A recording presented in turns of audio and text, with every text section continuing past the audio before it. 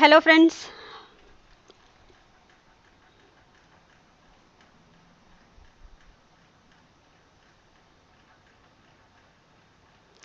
So is my voice audible to you?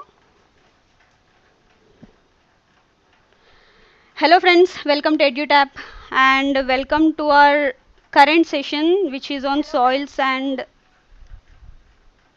plant nutrition. Just give me a second.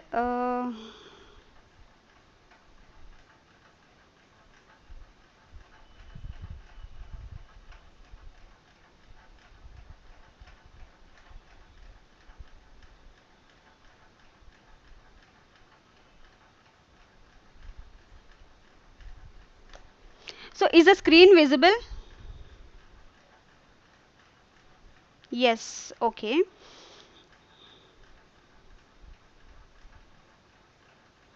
Now, there's some problem with my camera. I don't know, I'm not able to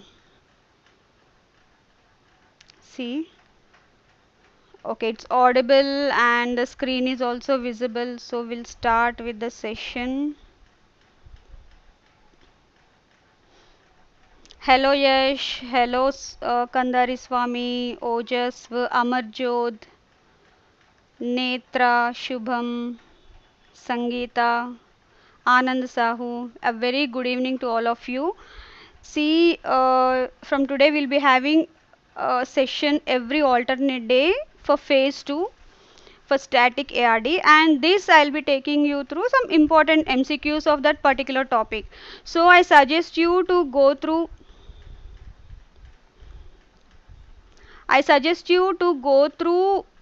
the topic beforehand so that if at all you have any doubts we can discuss in the class itself. Okay.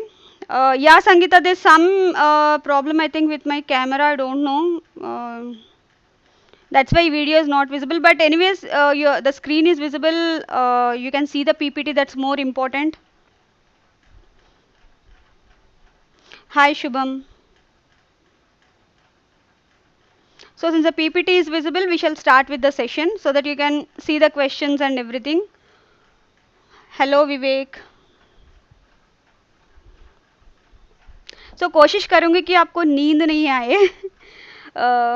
So let's start. So friends, a warm welcome to you all again. See, before starting the session, a small announcement. We at EduTap, we are offering 2021, that is courses for RBI Grade B, SEBI Grade A and NABARD Grade A for 2021. And you can visit our site or through any of these sources, you can go with purchasing these courses. Along with, we also have an app also, EduTap app. You can go through that. Hi Siddhant. So let's start with the session. The first question here says,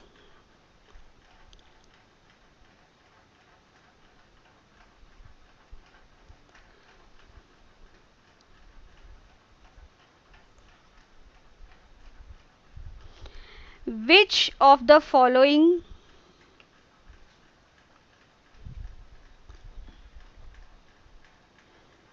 you can see the question, which of the following clay mineral which is abundant in black soils is responsible for its self-ploughing nature or cracks developing in them? This is the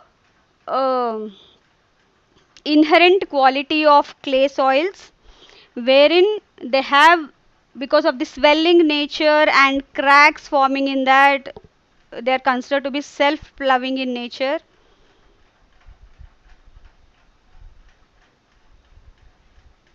Yes, it's Montmorillonite.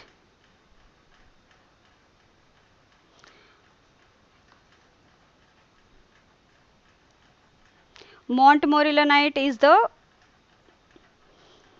mineral that is abundant in black soils, which is responsible actually for its self-ploughing nature or cracks developing in them. Correct. So actually, these black soils, they are originated from vertisols. Yes, it's a 2:1. That also I'll take it up. So these black soils, they form from the order vertisol. Vertisol again from Latin, which is clay-rich soils, which has expansive clays, as you have mentioned. Vikas Negi has mentioned it's 2:1 expanding type. Yes, Sangeeta also mentioned the same. Yes, it's 2:1. Why it is 2:1? What are the the sheets that are present?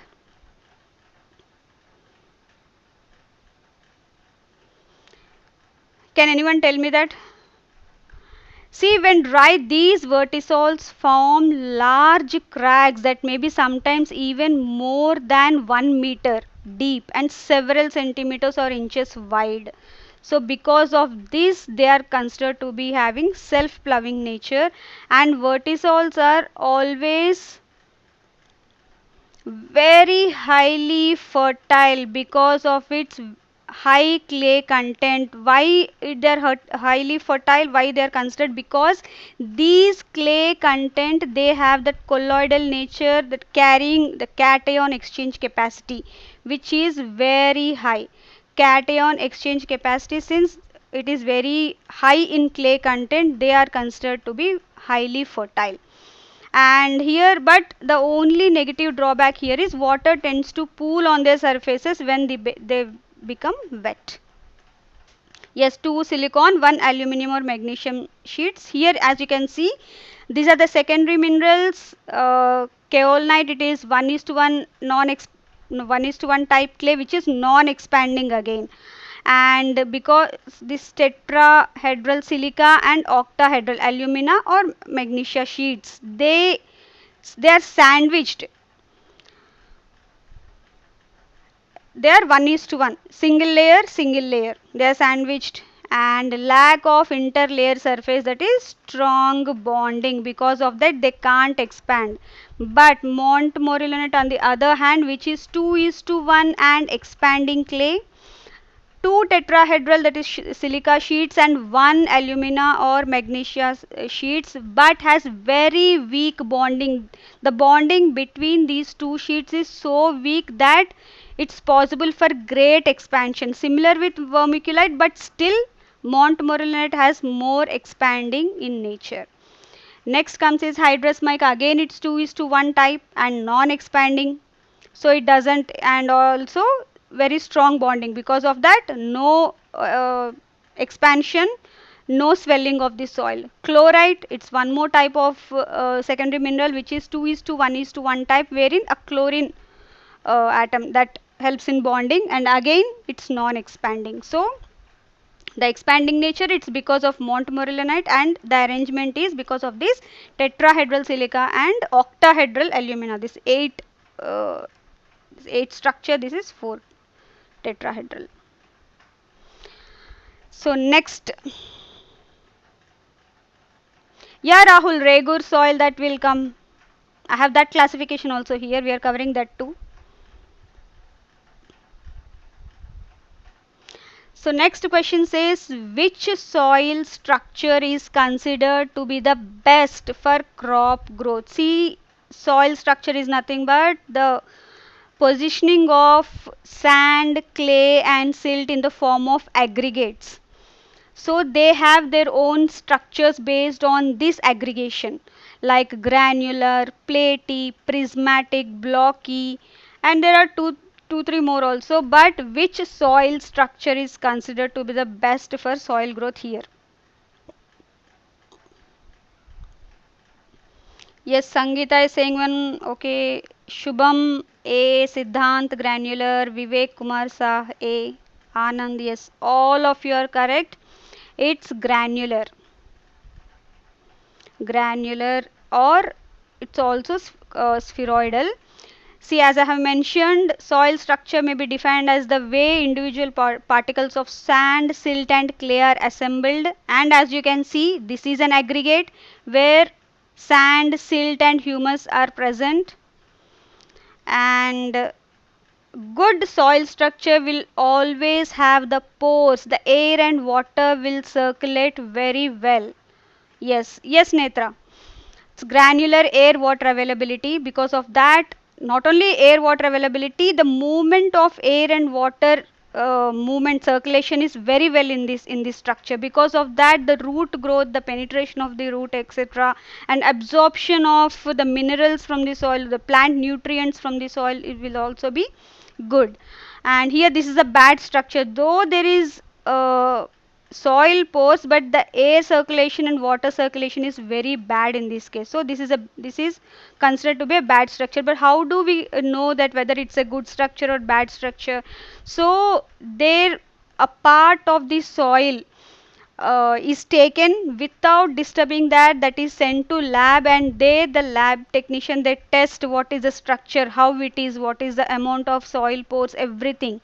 Based on the report only, but the farmer knows whether it's a bad structure or good structure. Generally, whenever construction of dams or canals they take place, engineers definitely go for the soil testing for the structure of the soil especially.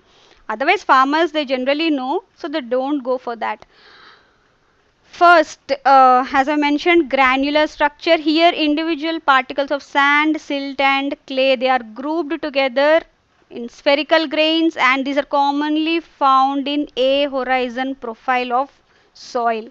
Next, blocky and subangular. They are blocky, big blocks like structures are there, and they cling nearly to square or angular blocks having more or less sharp edges. Again, these soils resist penetration and movement of water because of its compactness. So this is generally found in B horizon where clay is accumulated. Because of this, the penetration and movement of soil is resisted. So this is blocky, again not that suitable for plant growth. Next, prismatic. It's like prism, vertical columns of pillars which act like, these are like prism. Okay, these are separated by miniature but definite vertical cracks. Again, water circulation will be with great difficulty, and drainage is poor here. Again, these are found in B horizon where clay is accumulated, and this generally forms because of the illuviation process, where from the top zone, that is A horizon, the soil, very minute soil particles and with various soil constituents along with the water, they move down to the lower layers of the soil into the B horizon. So because of the illuviation is it happens. Next, platey structure. Here, plates, sheets, thin plates or sheets of soil, they are placed horizontally on one another. Again, they overlap by and greatly impairing water circulation. Again, these are found in forest soils in part of A horizon, the lowermost part of A horizon, or in clay pan soil, that is towards the B horizon, towards the start of B horizon. So these are the various structures, soil structures, of which granular or spheroidal or crumb structures, they are very good for crop growth because of the aeration and soil water movement. Next question.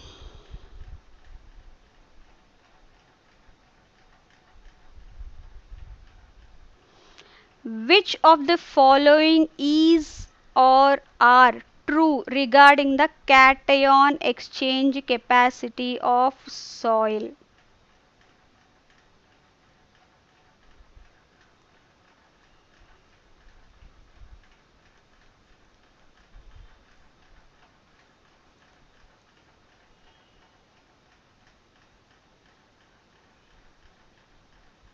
Which of the following is or are true regarding cation exchange capacity of soil?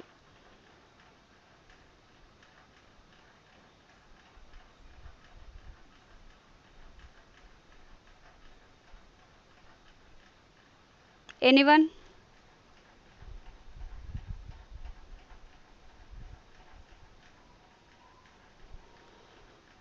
Okay, Netra, you are saying it's 4. Sangeeta also saying 4. Amarjot 4. Ojasva 4. Okay. Yes, the correct answer is 4 here.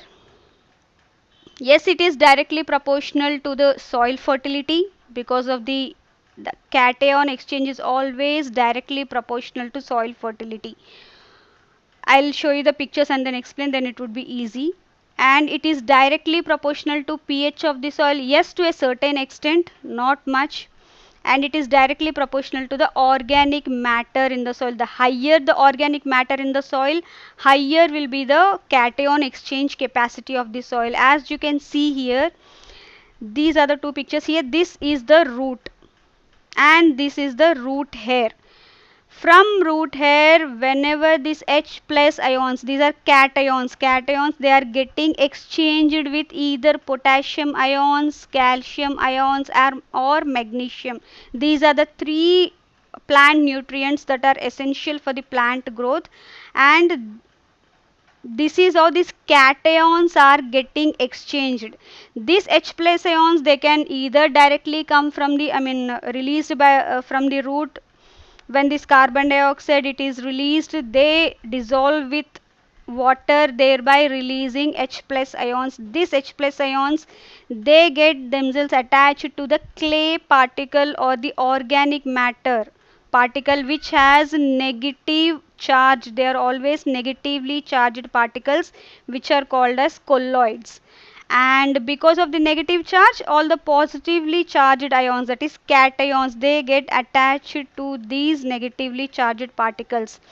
And here the main aim of this cation exchange is releasing these H plus ions and taking the binding the plant nutrients, that is either potassium or calcium or magnesium. This is how cation exchange takes place in soil, thereby plants get nutrition from the soil.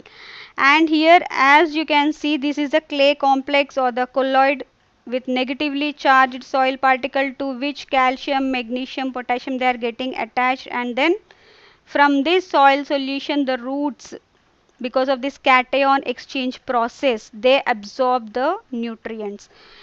And this particular soil, it has greater CEC, because of which more cations have got attached to the colloidal complex, and this has less. And here, as you can see, a high CEC value that is greater than 25 is always a good indicator. Say it shows that soil has high clay or organic matter content and can hold lot of cations. So this is the ideal or ideal CEC value that needs to be there for any soil, so as to have so as to it can hold a lot of cations and then thereby supply to the plants. A soil with low CEC value, which is less than 5, is an indication that it's sandy soils. Mostly in sandy soil, CEC is very less. And as I have mentioned, it is directly proportional to pH as well. That is, as the pH increases, the same thing, H plus ions. So soil CEC could be expected to increase up to 50% if the pH was changed from 4 to 6.5. This is what that is noticed during the various experiments. And nearly it gets doubled if pH is increased from 4 to 8. So ideal pH always stands between 6.5 to 8, wherein the soils can have good CEC. So for good CEC, again good amount of clay and organic matter, because they have those colloids which have negatively charged surfaces onto which these cations gets attached.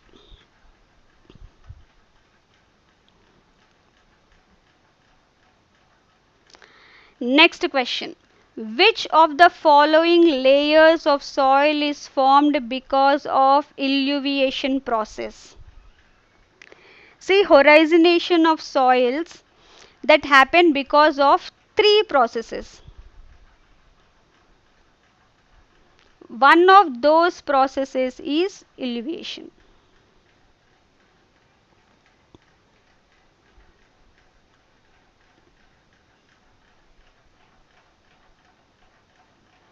So which of the following layers?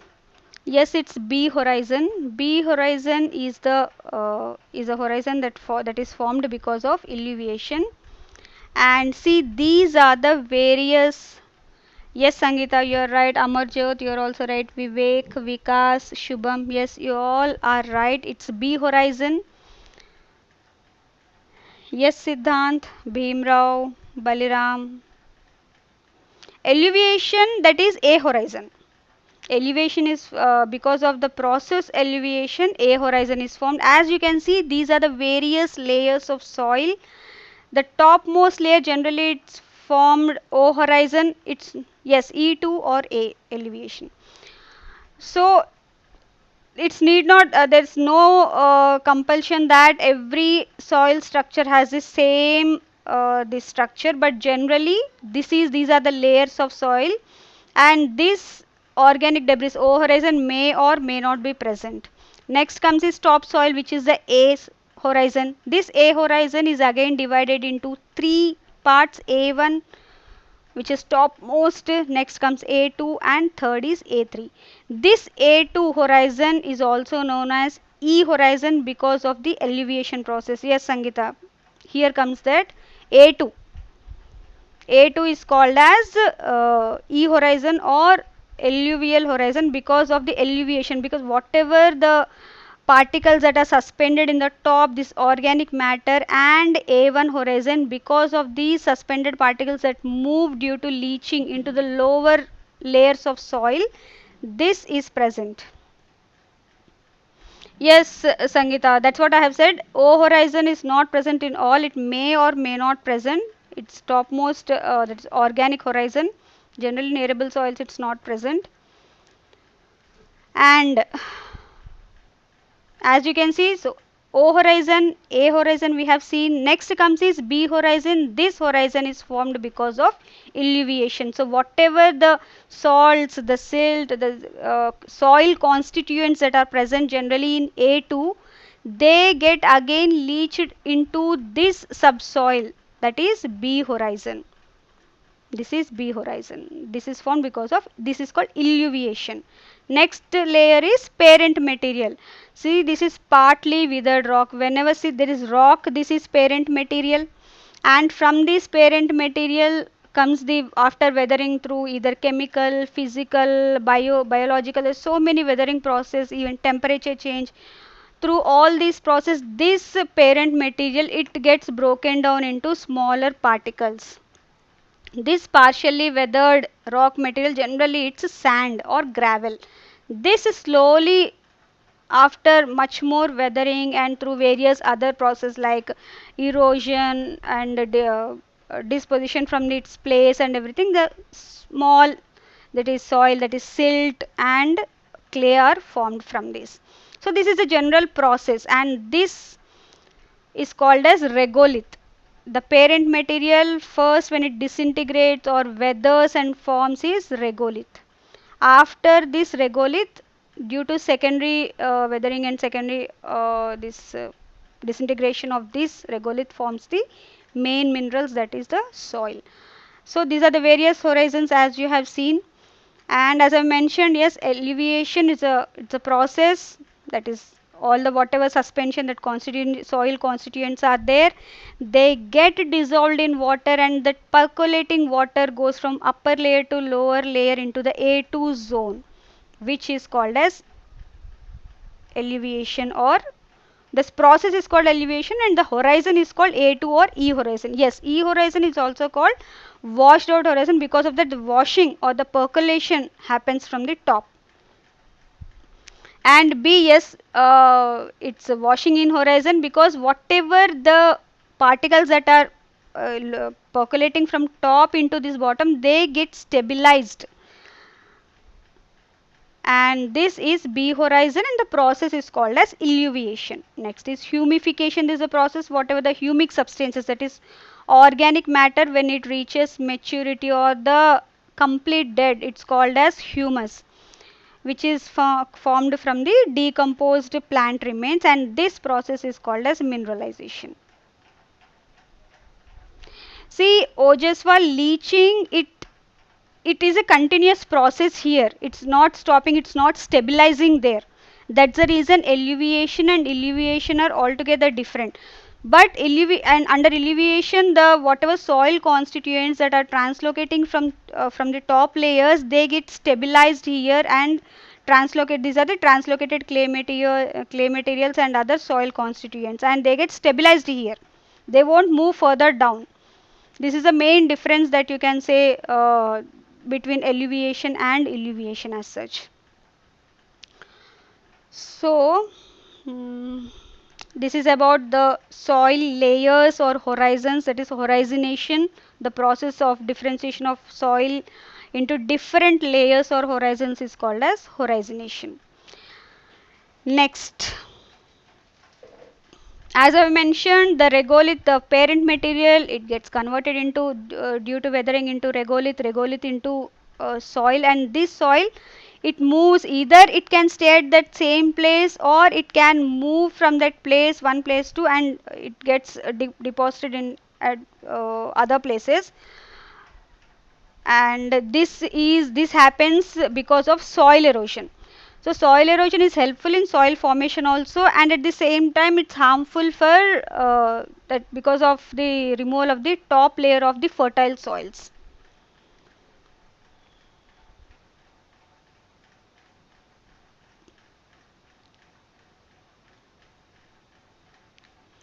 Which of the following is true regarding gully erosion? Yes, Siddhant, you are saying one, Amarjot one, yes, Sangeeta one, Rahul Patil one, Aditya Kautilya four. Okay.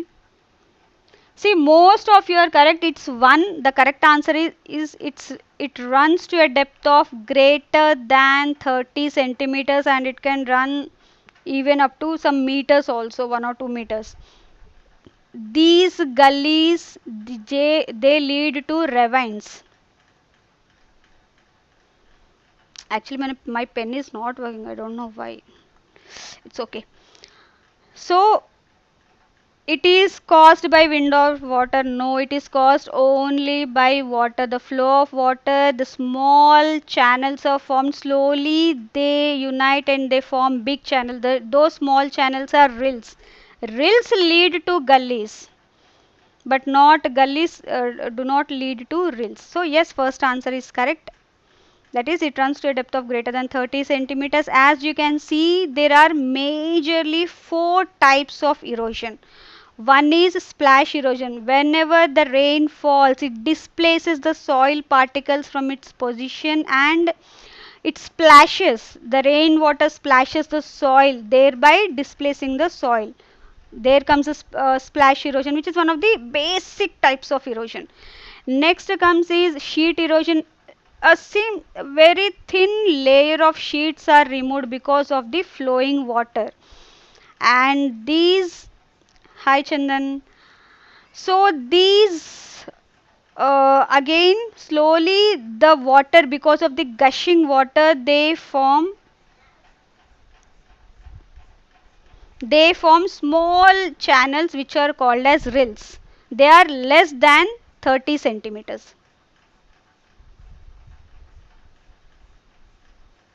So these are less than 30 centimeters. These rills, they combine to form again more depth channels, that is gullies, and these gullies are generally greater than 30 meters, sometime more also. Then slowly they all lead to streams and channels. These gullies can again, if the water, the flow of water is, yes, rills are always less than gully. When this water, when it gushes even with more force, these gullies can even lead to ravines also. And in India, gully erosion is most commonly found in Chambal Valley because of the type of soil, the structure of the soil, or the uh, presence of the soil particles, positioning. Because of that, the gully erosion is very commonly observed in Chambal Valley, and the Chambal river is, which is a tributary of Yamuna river, that is leading to this gully erosion there. So this is about the erosion, and the intensity of erosion increases with here. Splash very less, sheet a little bit more, more than that is rill, and more than rill is gully, and more than gully would be ravines, and ultimately they lead to streams and channels. Yes, Baliram, fourth option statements are contrast to each other. I'm really sorry, but I couldn't get that doubt.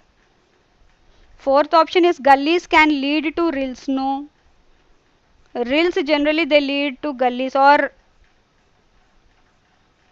rills, they slowly develop into gullies if the water, this stream flow,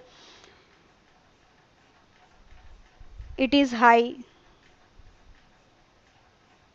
Yeah, this is a sequence.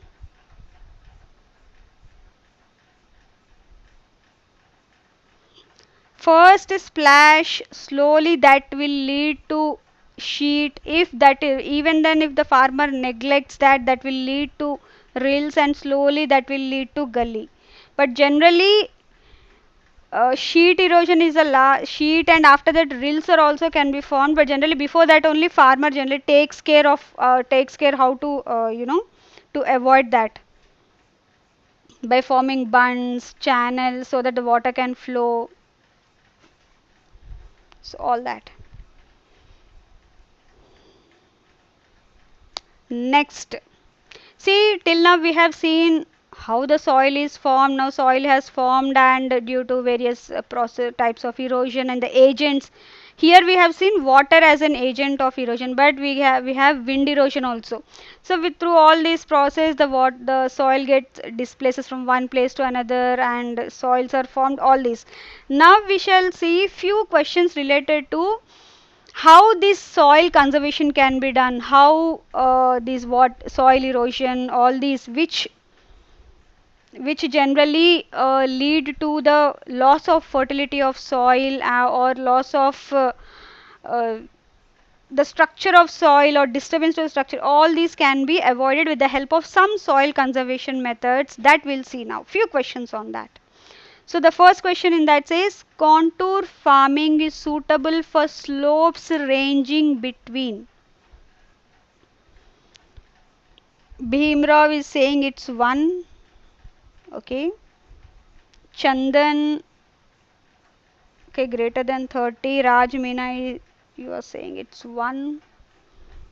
Contour farming is generally done on contours. Contour lines are those lines where the height of the slope, it's similar, the entire line. Sangeeta, Raj, Meena, most of you all, or yes, Rahul. Rahul is saying it's 3.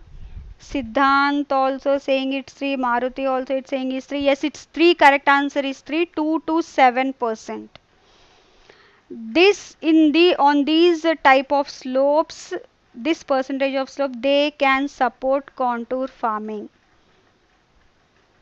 As you can see, it's 2 to 7%. See, these are the contour lines on which the farmer is doing the, raising the crop. And as I have mentioned, contour lines are the lines that run across a slope such that the line stays at the same height and do not run uphill or downhill. This is contours. And experiments have shown that contour farming can reduce soil erosion by as much as 50% on moderate slopes. However, for slopes steeper than 10%, other measures should be combined with contour farming to enhance its effectiveness. Generally, for 2 to 7%, straight away the farmer can go for contour farming without taking any precautions. Otherwise, he has to take other precautions or other measures along with that. So next, so as the slope increases, the different types of measures need to be taken. For less than 1% slope or 1 to 2% slope, generally the farmers can go for trash lines, or growing some deep rooted grass. As see, if this is the hill, and the farmer, the even if it's not that slope, this is the slope and these are the contour lines. So after some 3 or 4 lines of the cropping, farmer can go for some trash cropping, that is going for some grass, very thick grass which has deep rooted grasses or deep rooted plants, so that whatever the soil erosion can happen, that can be stopped here. And also the flow, the speed of the flow of water can be arrested, thereby decreasing the soil erosion again. See, Siddhant, terrace farming is something where terraces or steps like are formed. So if this is the slope, terraces like this, steps are formed on this the whatever agriculture or planting of the crop can be done. That is the main difference between these. Generally they follow for this more steeper slopes. And here this question,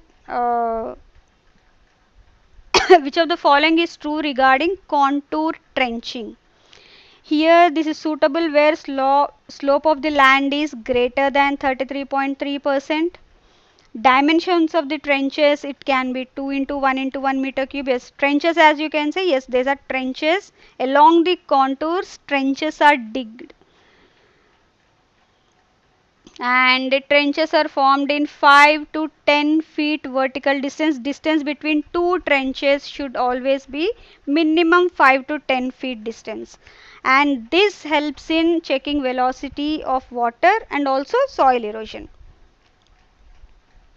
Yes, it is all of the above. I'll show you the photographs. See, as you can see here, these are the trenches that are dug across the slope on along the contour lines.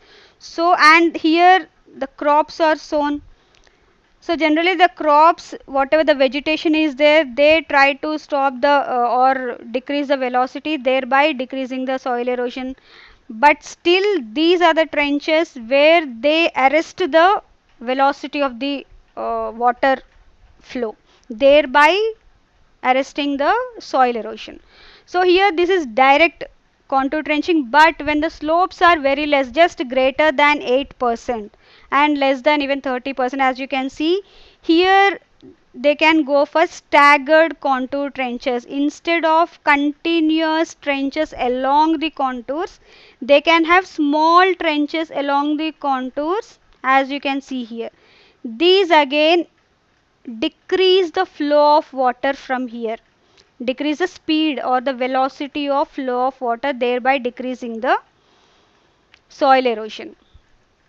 And here, yes, again these are trapezoid shape, 1 meter top width, bottom width 1 meter and depth of 0.6 meters. For this staggered contour trenching, this is called as staggered because here and there, as per the alignment of the contours, they are dug at particular distance, and the distance between these should be generally this one. This should be at least 5 to 10 feet. Here also, this the distance between two trenches, it should be 5 to 10 feet. This is how they are maintained. And contour trenching, as I have mentioned, greater than 33.3% slopey areas, this is most suitable as such. So these are some questions that I have covered from soil conservation methods. There are so many others which we have already provided. You can go through that notes once. Next, now we have seen the formation of soils, we have seen some soil conservation methods, and now we shall see what are the important minerals or minerals and then important plant nutrients. See, generally contour farming, these hilly areas, they go for plantation crops. And also since the height, it's on elevation, most of the times they are on elevation. So the type of crops suitable, they are generally plantation crops or some vegetable crops like potato, or there are many crops that they can grow on slopes, which are winter hardy crops generally because of the low temperatures. Temperate crops they can grow there. Next, which of the following types of minerals are considered to be the most reactive part of soil?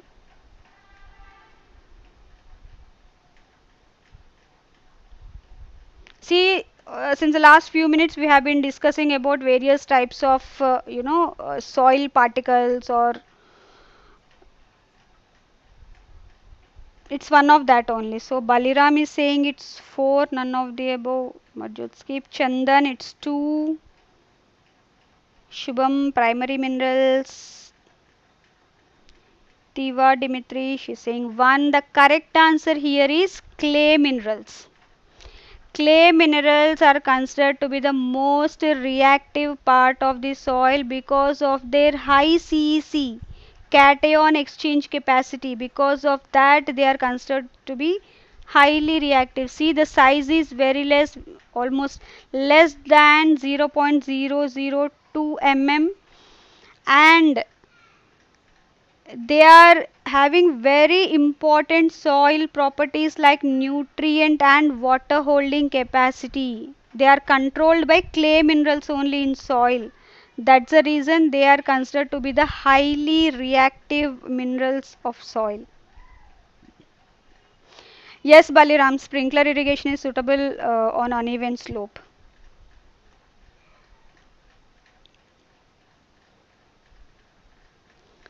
So this is the size of the sand. Again, this is divided into the soil particles into two types: fine sand or coarse sand. 2 to some 0.2 mm, that comes under coarse sand, and zero point 0.2 to 0.002 that comes under fine sand. Again, silt 0.02 to 0.002 mm, that's the silt.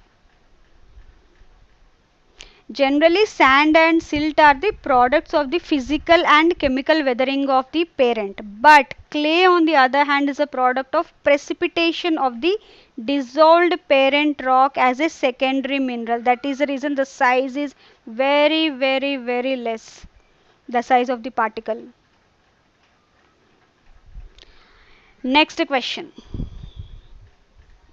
Which of the following is true regarding saline soils?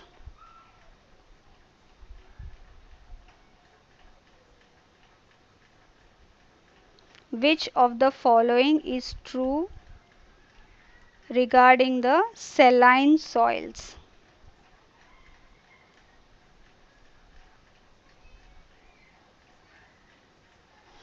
Sodium ions are attached to negatively charged site of the clay and the organic matter.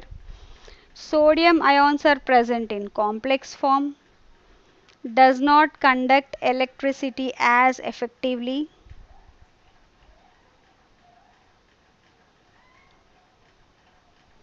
See, now we have seen that how the clay minerals, what is the importance of clay and everything. Now we shall see few questions related to problematic soils, like saline soils, alkaline soils. What are the precautions or the steps that need to be taken by the farmers so that these saline soils can also be used for growing, or various other measures that can be taken, that we shall discuss in some 2 to 3 questions. Problematic soils. So Amarjot is saying 1, Rajmina is saying 1, Bhimrao is saying 5, Chandan 5. Yes, Bhimrao and Chandan, you both are right. It's no, no, no. It's not 5. Sorry, it's 4. Yes, Rahul, you are right. It's 4. It's none of the above. All these are characteristics of alkali soils I have mentioned. Alkali soils, see, the based on salinity of soils, problematic soils can be divided into 3 types: saline soils, alkali soils, and saline alkali soils.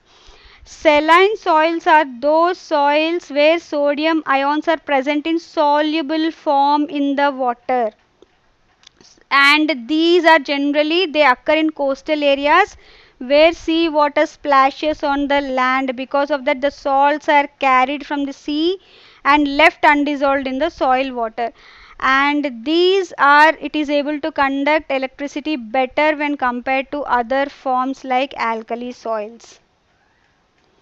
Yeah, Sangeeta.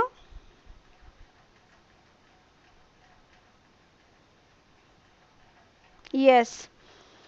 So those are saline soils, and alkali soils on the other hand, the sodium ions are attached to the negatively charged side of the clay and they form complex, they are present in complex form, and because of that nature they compete with the plant nutrients present in the soil, making them not non available to the plants.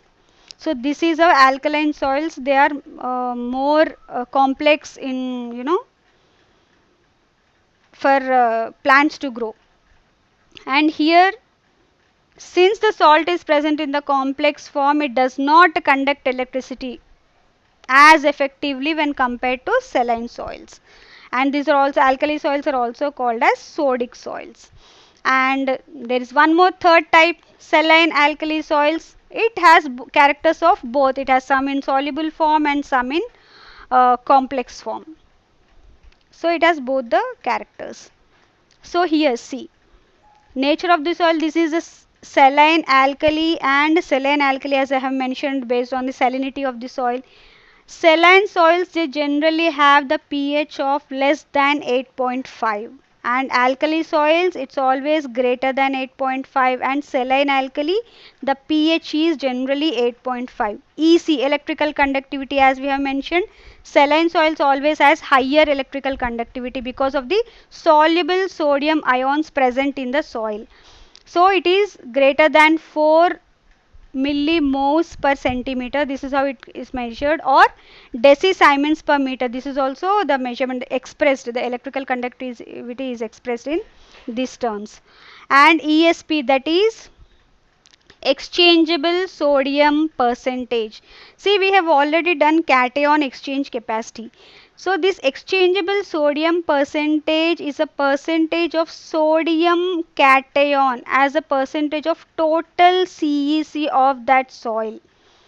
This, sorry, this is less than 15 for saline soils. For alkali and saline alkali soils, it's more than 15, because of which the cation exchange capacity is affected, because of which the whatever the nutrients that are present in soil, they won't be available to the soil, because these are forming complex uh, forms by clinging themselves to that negatively charged particles.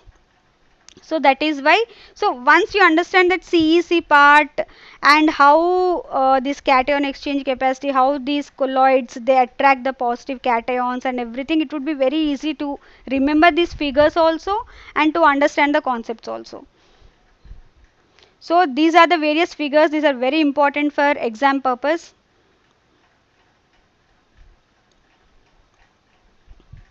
Next,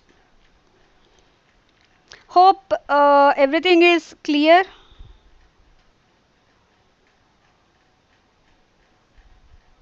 See, if I take the entire chapter, it will take long time. So that's why I have picked a few important topics based on the analysis what we have done for phase 2 strategy. Based on that only, I have picked the topics and also the questions for each topic.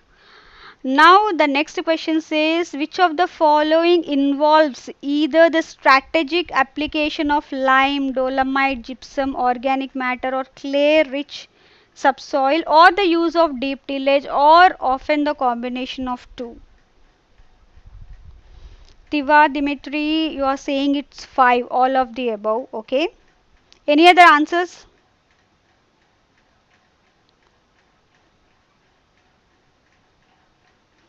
See, these are nothing but the soil amendments that needs to be done for, you know, turning these saline soils or the alkali soils for raising the crops.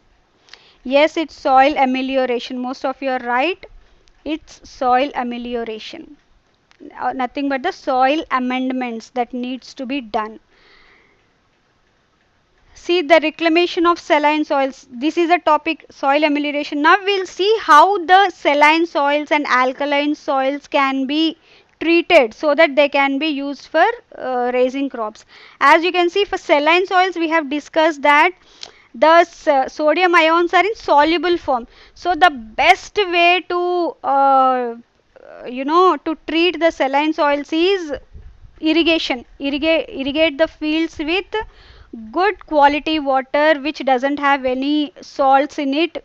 With that, since the sodium ions are in soluble form, they get dissolved in water, they get leached away or leach into the deep soils, thereby creating or decreasing the salinity of that particular soil. Leaching is nothing but the movement of the salts dissolved in water along with water to the lower layers. So this can be done by providing lateral and main drainage channels which are 60 centimeters deep and 45 centimeters wide, and leaching of salts could reclaim the soils, that is subsurface drainage. See, that's why whenever these kind of saline soils are there, we go for check basin irrigation. That's the best, best type of irrigation method that can be followed in saline soils.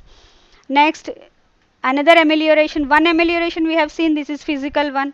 Next is addition of extra dose of nitrogen to the tune of 20 to 25% of recommended level extra will compensate the low availability of nitrogen in these soils. This is also one of the types of yes, saline soils can be amended by leaching, but alkaline soils they have to take specific measures.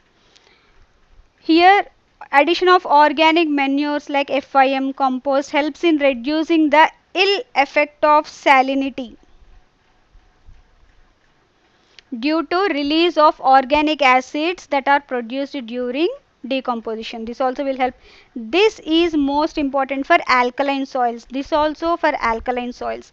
This is generally for saline soils. And one more chemical amelioration also the farmer can go.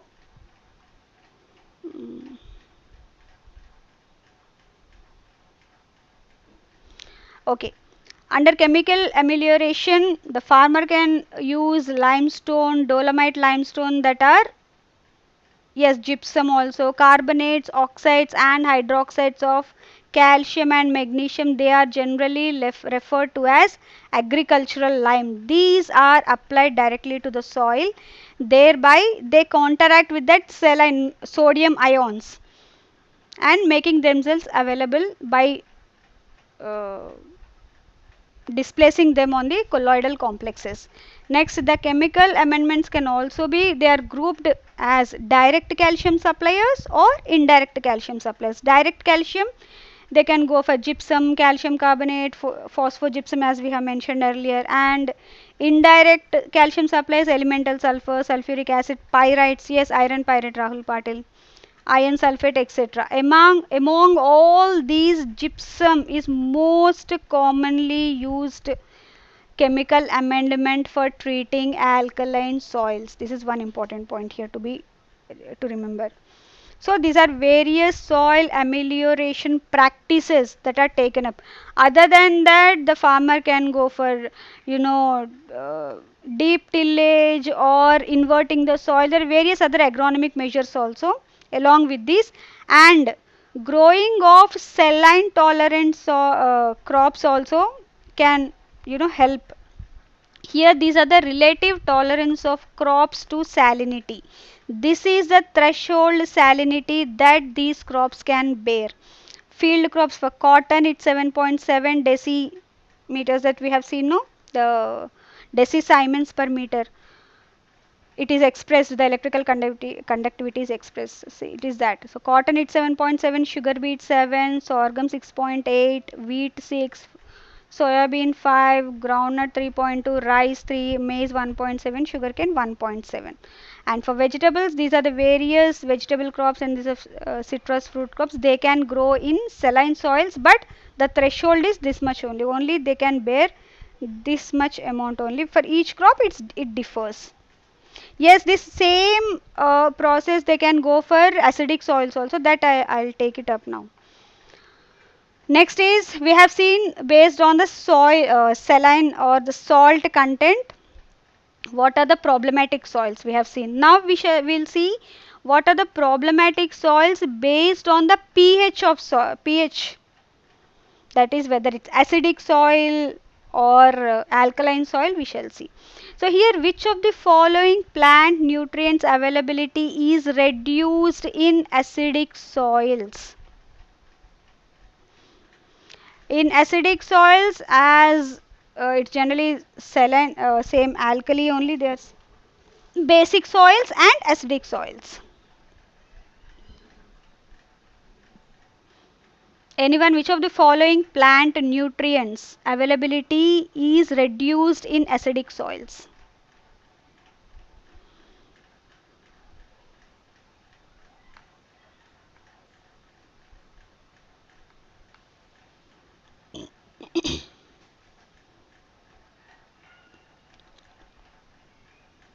4, both 1 and 2.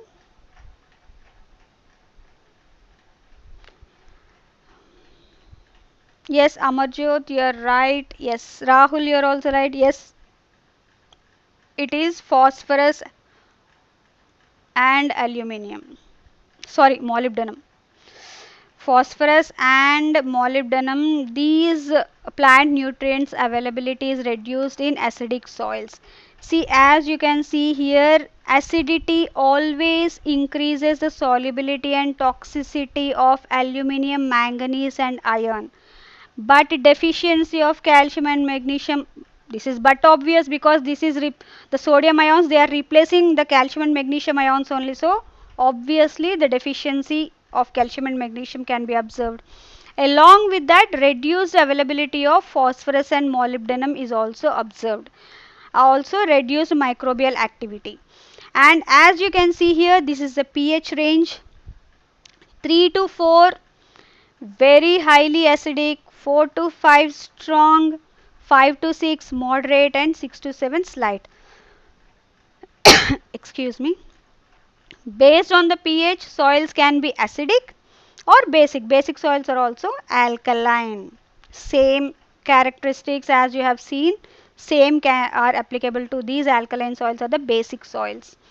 And soils having a pH of less than 7 is called acidic, and the soils having pH above 7 up to 14, they are called as basic or alkaline soils, which have the same characteristics of the saline and alkaline soils which we have studied just now. Thank you, Aman, thank you very much. So here, same, that's the reason whatever soil amendment practices as we have seen, or the soil amelioration practices we have seen for alkaline soils, they are all applicable for these basic soils as well.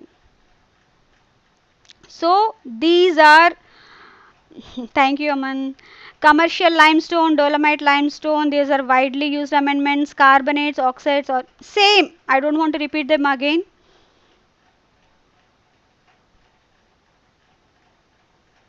Nickel is 17 or 18 essential nutrient. Yes, it's 17th. It's part of that micronutrients only. But most of the time, the nickel deficiency, the farmer can't notice in the crop, and there are no, deficiency symptoms as such that are revealed when nickel is less. But still, it's an important micronutrient for some, physiological functions of the plant. So these are about the acidic soils. We have seen all the problematic soils, at least few and important ones, and also the amelioration practices that needs to be followed. So here, one of the amelioration practices, as I have mentioned, acidic or the saline tolerant crops there, and here acidic or basic tolerant crops. As you can see, this is the optimum pH range for various crops. For maize, sorghum, wheat and barley, the optimum pH range is 6 to 7.5. For millets, it's 5 to 6.5. All these I have mentioned here. And see, tea, it can tolerate 4 to 6, and potato 5 to 5.5. These are important, which are always off the chart, they would be important for exam. When they are in line, normal readings, they will not be that important, for exam purposes I am saying, but you need to go through that one so that you will have an understanding how it is there.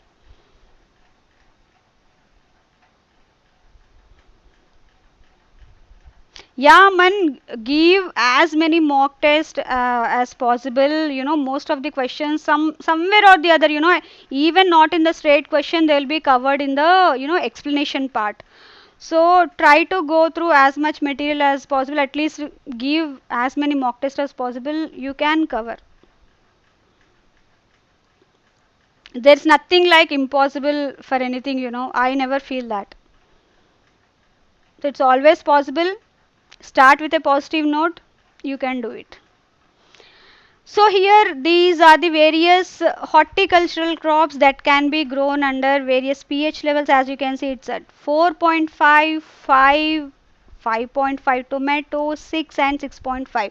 And in the last horticulture class also I have mentioned blueberry is one such crop which gives bumper, produce when it is grown at 5. These are only they tolerate that, they don't give bumper produce. If we grow in that at that pH level, they can tolerate those pH levels here. But blueberry is one such crop which can not tolerate, it needs to have that acidic soil at least 5 pH 5. There it will give bumper crop. It has been observed that the produce is very good, the quantity along with quality. So this is about the various amelioration practices that can be done for acidic soils.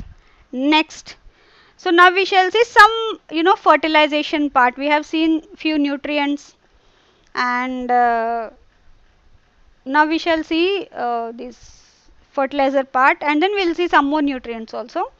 What are the basic functions of the nutrients? So here, what is the nitrogen use efficiency of urea? Yeah, Aman.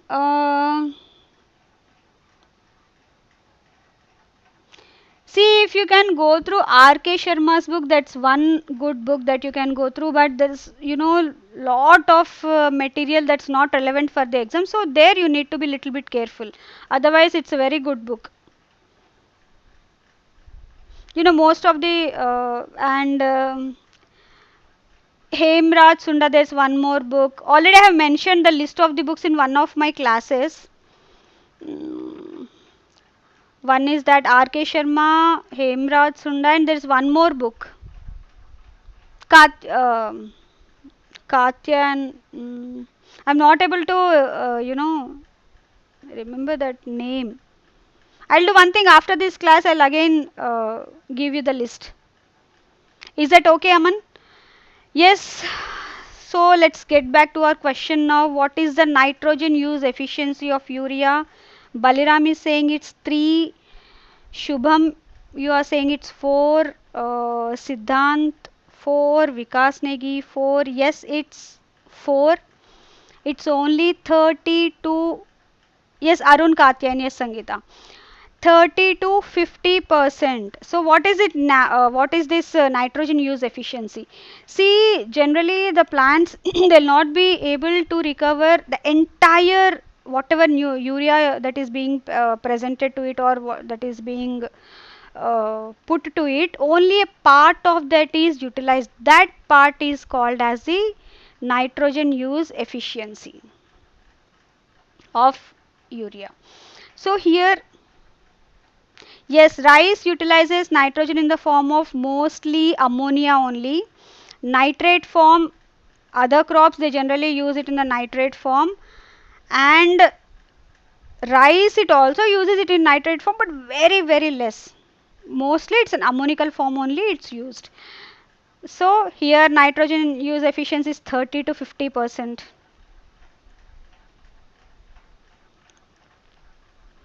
So whenever urea is applied to the soil, it undergoes two processes. One is hydrolysis, the other one is nitrification.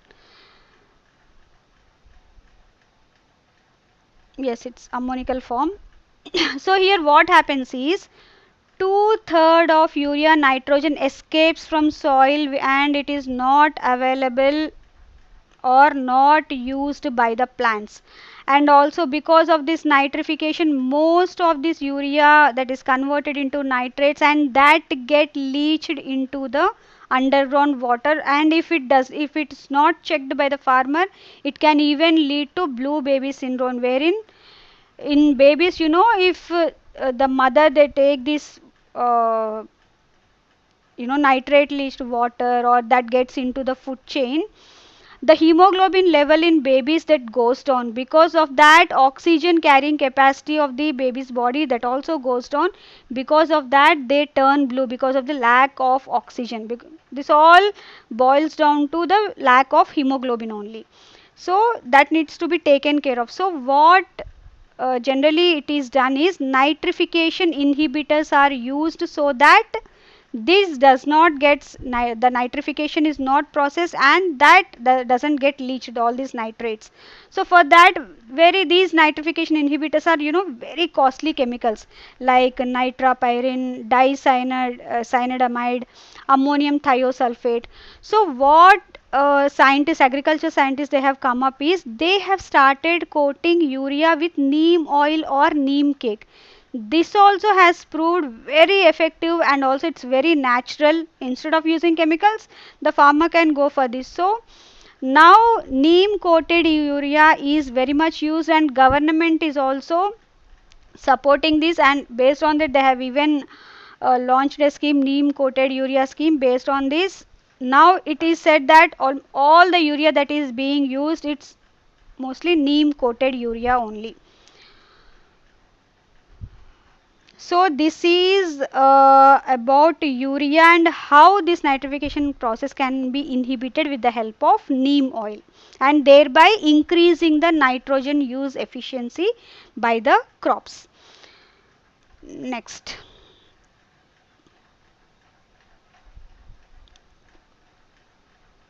Next. Which of the following seed cakes have the highest phosphorus content? As I have mentioned earlier also, whenever there is something off the charts, that would be definitely, important for exam.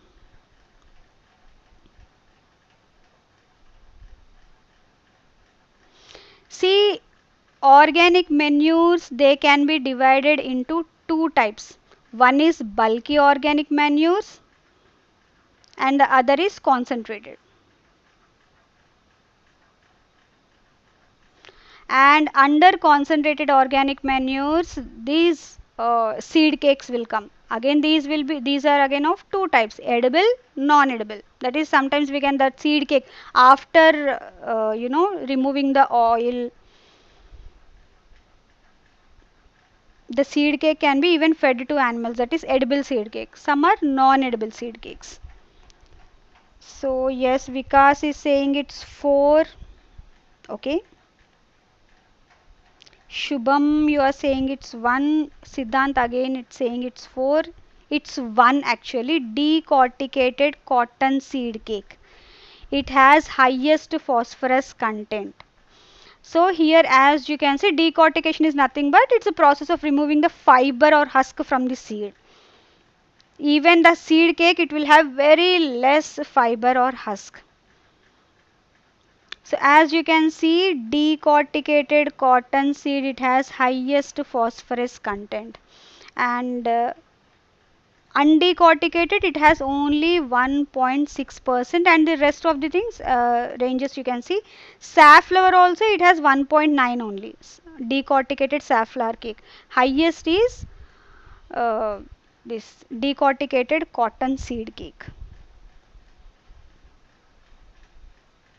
Undecorticated, see, without removing the husk, they'll go for milling for taking the oil. That's the reason the fiber is very high and the potassium content is very low. Not low, very low also, it's okay, low. But if it is decorticated and then oil is removed and then that seed cake is used, it has highest potassium content. And also phosphorus is also high here. As you can see the figures, it says all.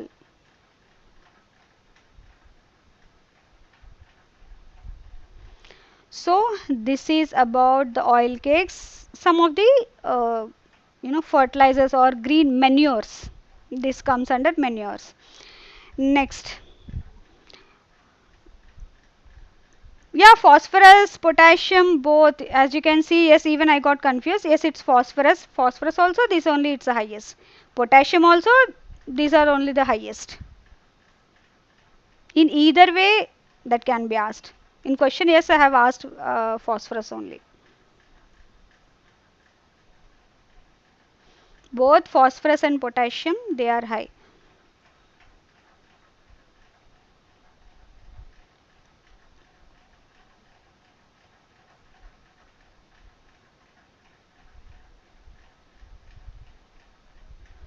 Next, which of the following types of fertilizers contain two or three primary plant nutrients, of which two primary nutrients are in chemical combination?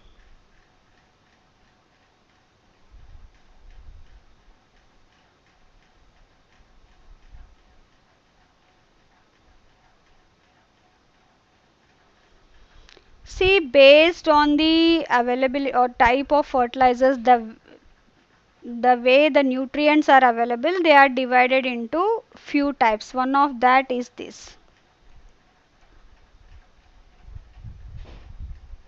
Which of the following types of fertilizers contain two or three primary nutrients, of which two primary nutrients are in chemical combination? Rahul is saying it's complex fertilizers.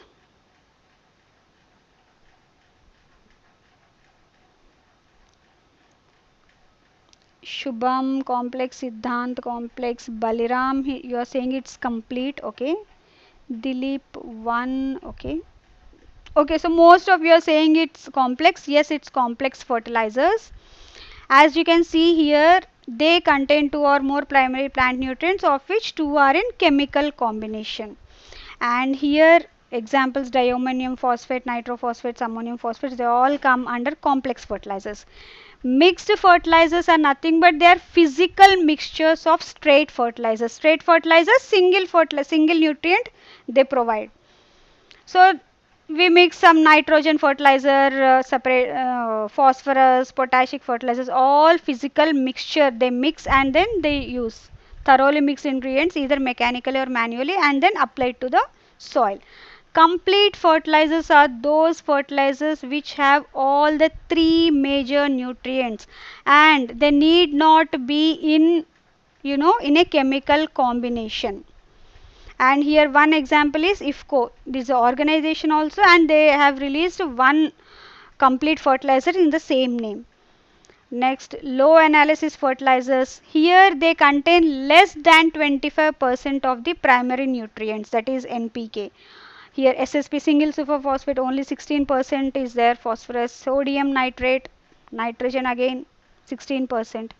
High analysis fertilizers, they contain more than 25% of primary nutrients.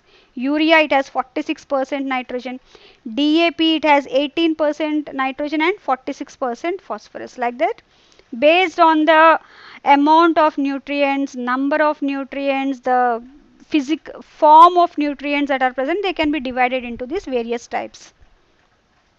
Next, pellet application of nitrogenous fertilizers is generally followed in which of the following crops?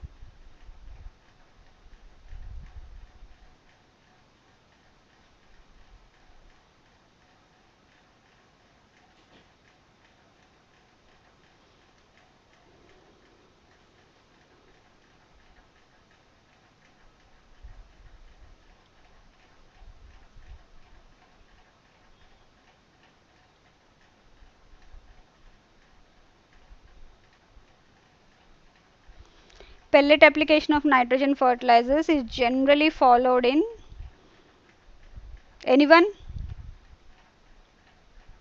Yes, it's 3 in paddy or rice they are done. Then how are these pellets formed?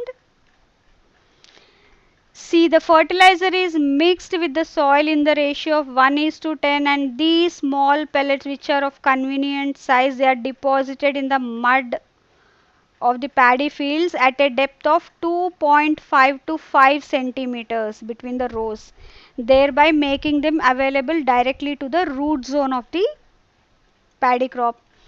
And there's one more type of application of fertilizers in especially in paddy only, that is deep placement, wherein these ammonical nitrogen fertilizers, they are put directly at a depth of 10 to 15 centimeters, thereby ensuring their reduced zone, the zone where this the urea conversion, that hydrolysis nitrification process, that all takes place.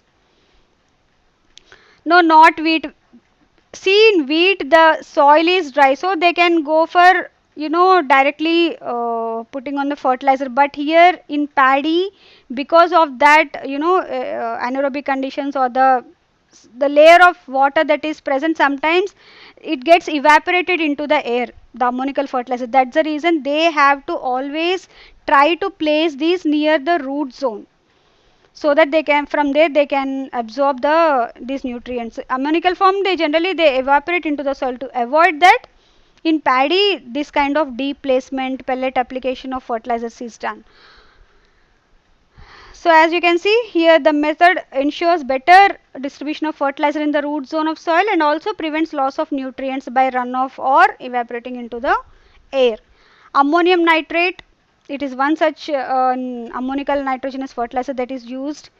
It has 35% nitrogen, wherein half in the form of nitrate form and the other half in the form of ammonium form. Yes, as top dressing, yes, because in wheat they can go for top dressing.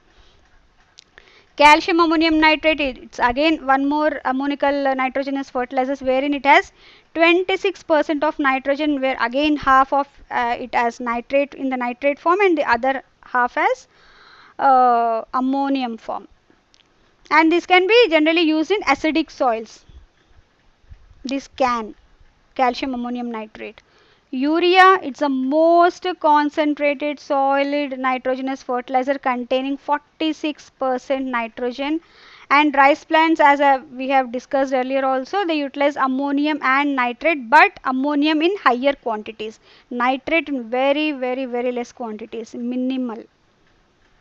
So this is about the placement of nitrogenous fertilizers. Yeah, ammonium nitrate, it contains 35% nitrogen.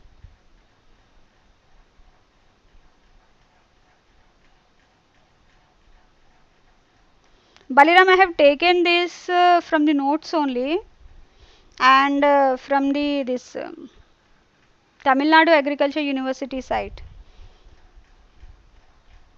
However, I'll check, no problem, I'll check again, but I have seen that it's 35%.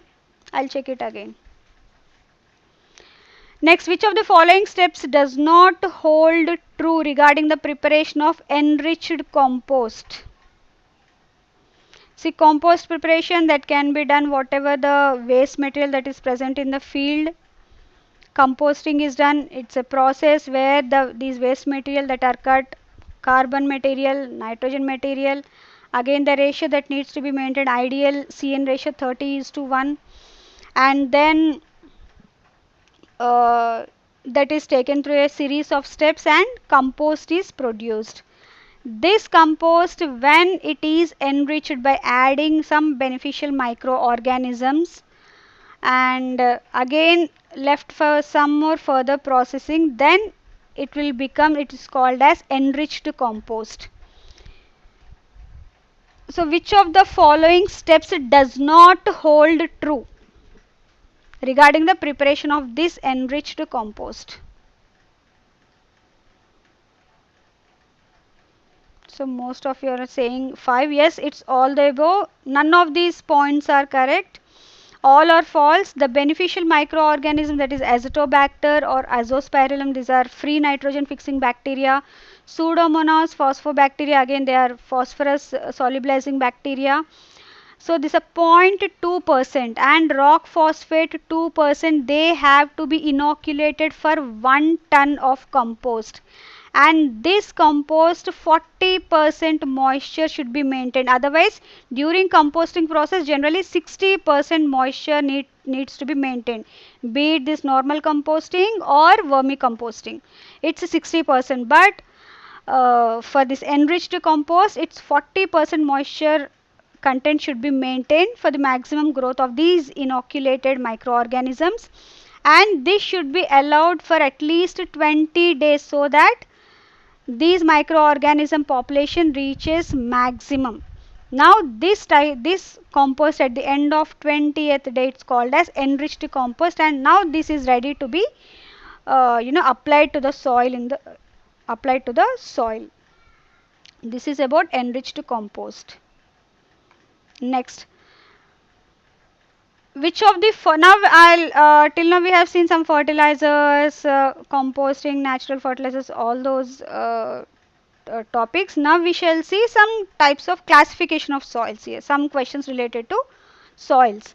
Which of the following types of soils are most commonly found in the areas of Deccan Plateau?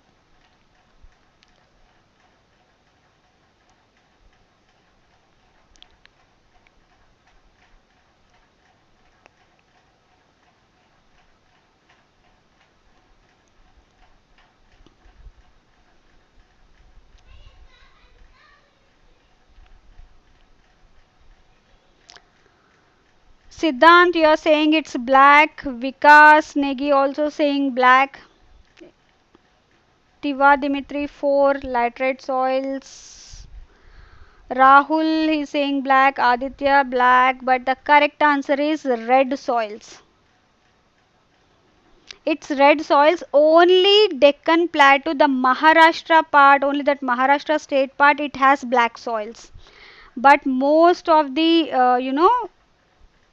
the Deccan Plateau, it has red soils which are formed mainly from alphy soils. Black soils only in Maharashtra. So whenever the question is asked for Deccan Plateau, especially the type of soil, what is the most commonly found soil? If they say both red and black, then that would be that. Otherwise, it is red.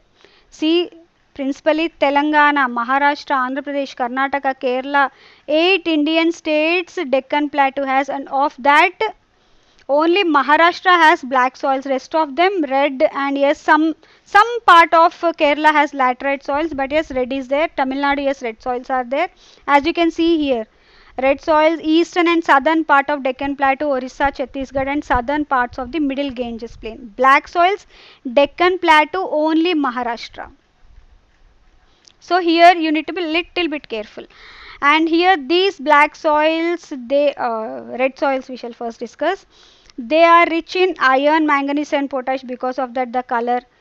They lack in nitrogen, phosphorus and humus, and these are the crops that can be grown in these red soils: wheat, rice, cotton, sugarcane and pulses. Others also have mentioned like alluvial soils. They occupy plains, all these rich in potassium, lime, nitrogen and phosphorus they lack in, and large variety of rabi and various other crops can be grown. And alluvial, it's a majority of the soil that is present in India. Almost I think 70% or 60% of the total soils. Alluvial most. Next black. Then comes red and laterite soils. Lateral soils generally they are in western and eastern Ghats. Yes, Kerala. You have said no, Sangeeta? Kerala.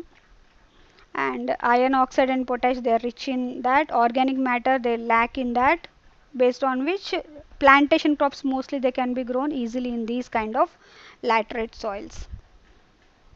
So see here in 2020 there was one question which what is the soil type that is generally found in northern plains. So they have taken this ecosystem, these are the ecological regions of India is 113 million hectares alluvial soil.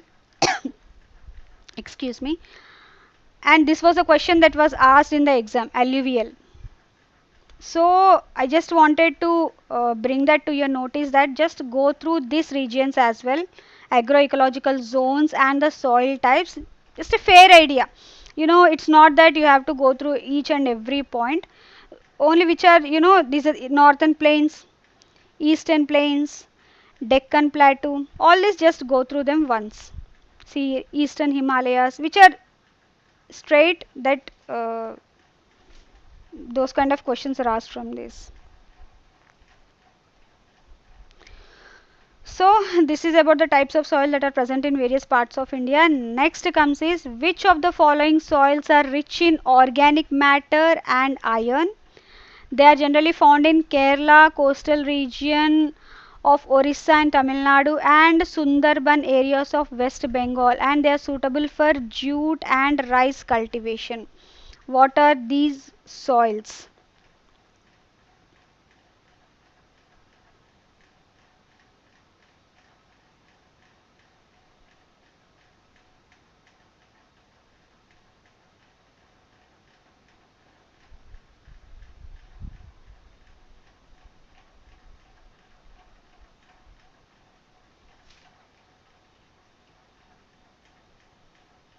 No, Sangeeta. A part of Kerala has laterite soils, but a part of Kerala it also has other soils. Yes, Aditya, you're right. It's peaty and marshy soils.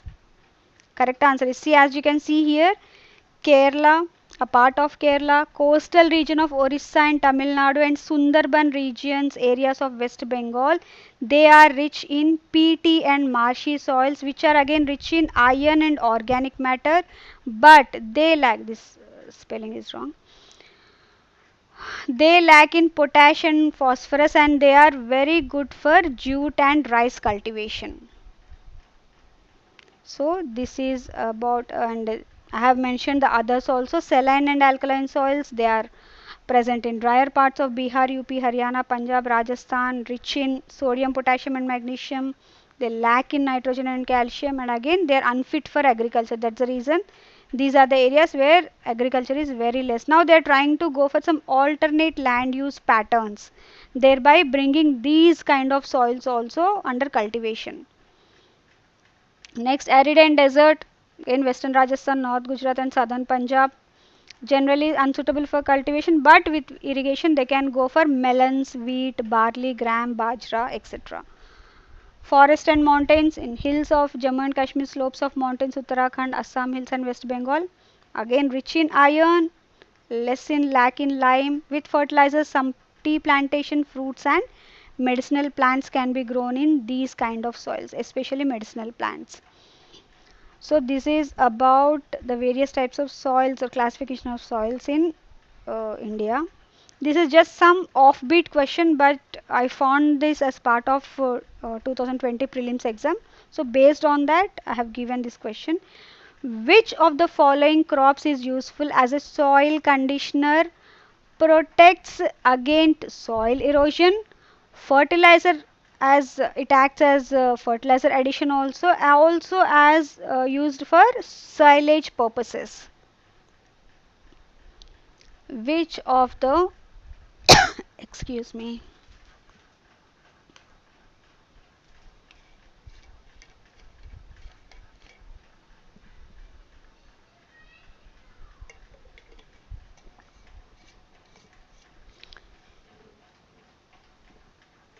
anyone, which of the following crops is useful for as a soil conditioner or protect soil against soil erosion, etc.? Vikas, you are saying Basim. Siddhant is also saying, but the correct answer is alpha alpha. The thin difference between alpha alpha and Barsim is that Barsim it doesn't act as soil conditioner because of its superficial or the root length is very less here, but alpha alpha the root length is so very long that it goes deep into the soil, thereby acting as a soil conditioner. Yes, it's alpha alpha, Medicago sativa, or it's called lucerne.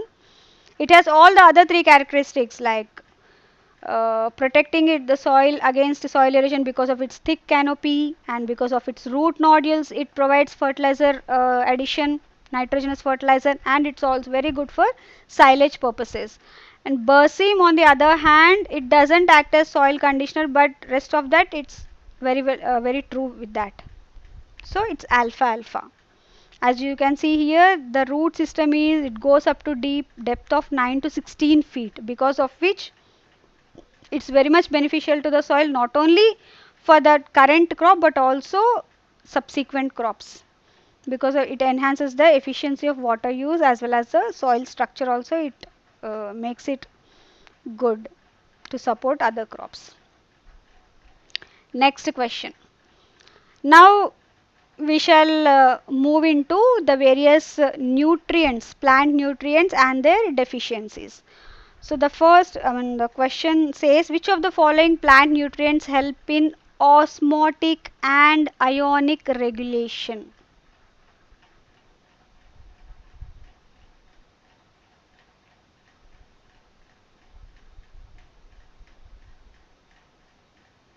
Osmotic and ionic regulation. Potassium. Sangeeta is saying potassium, and the correct answer is potassium. So here we shall see few functions of various whatever the other options I have mentioned. We shall go through all those.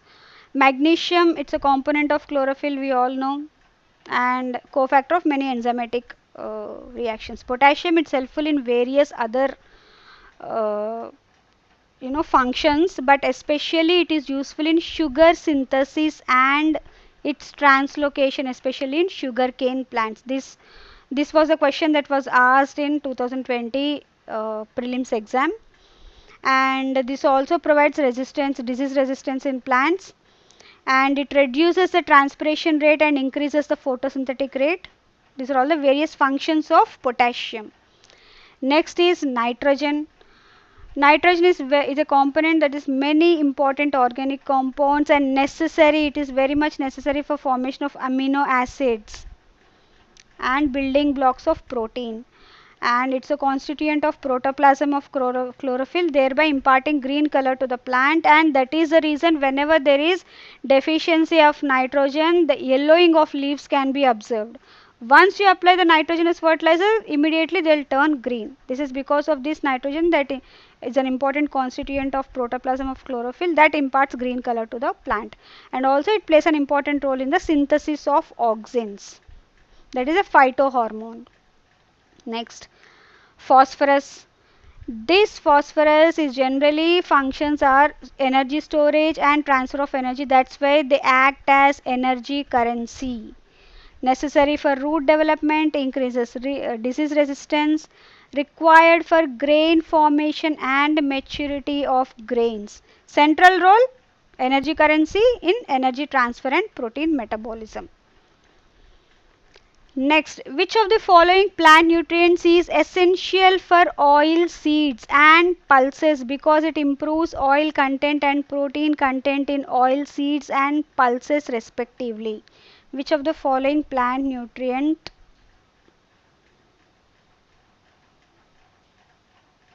is important for the same? That is oil, improving the oil content and protein content in oil seeds and pulses respectively.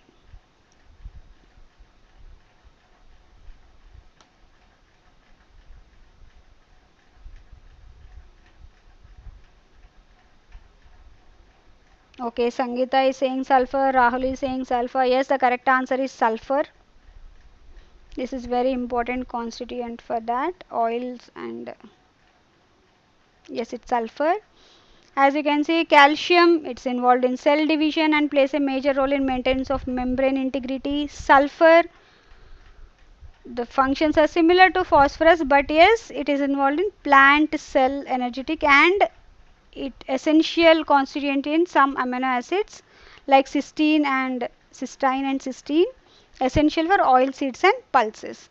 Molybdenum on the other hand, it helps in nitrogen fixation in pulses and also converts inorganic phosphates to organic forms in plants, plays a major role in nitrogen cycle, that is in nitrogen assimilation, which is one of the processes of that nitrogen fixing in legume crops. Zinc, it aids in seed formation, necessary for starch formation. This is one important point. And again, biosynthesis of hormones and various other physiological functions. Boron, it is helpful for pollen germination.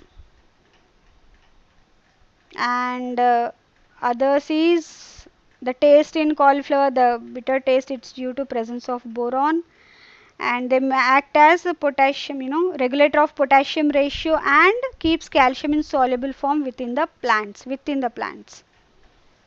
So these are all the various functions of these plant nutrients.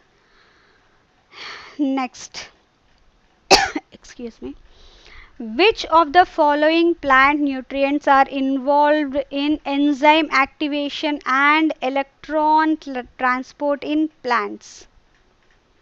See, these plant nutrients can be divided into 4 major groups based on the function they perform.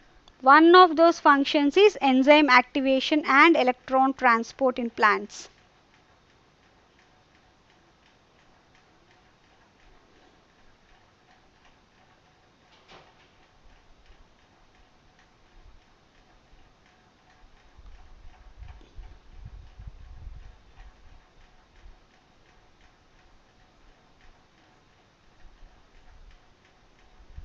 Manganese, okay. Siddhant is saying manganese.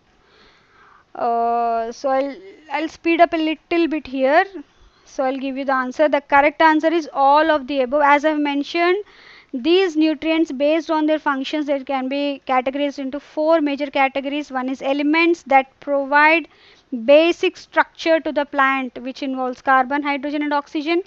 Elements that are useful in energy storage, transfer and bonding. They are nitrogen, sulfur and phosphorus.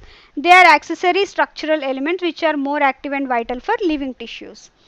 Elements necessary for charge balances, that is potassium, calcium and magnesium. These act as regulators and carriers.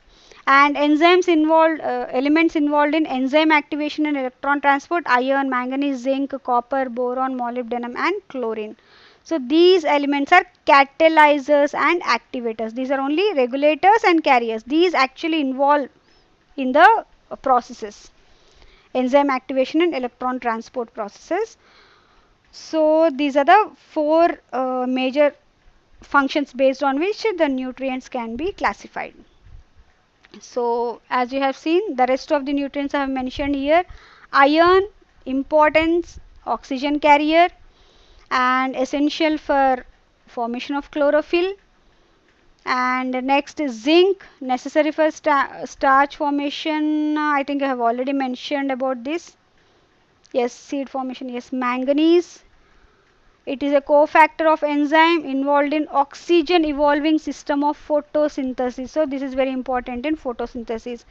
Copper again aids in root metabolism and helps in utilization of proteins and important in reproductive growth and essential for photosynthesis and respiration. Chlorine essential essential for photosynthesis and also activator of enzymes involving splitting of water, that is during photosynthesis it happens.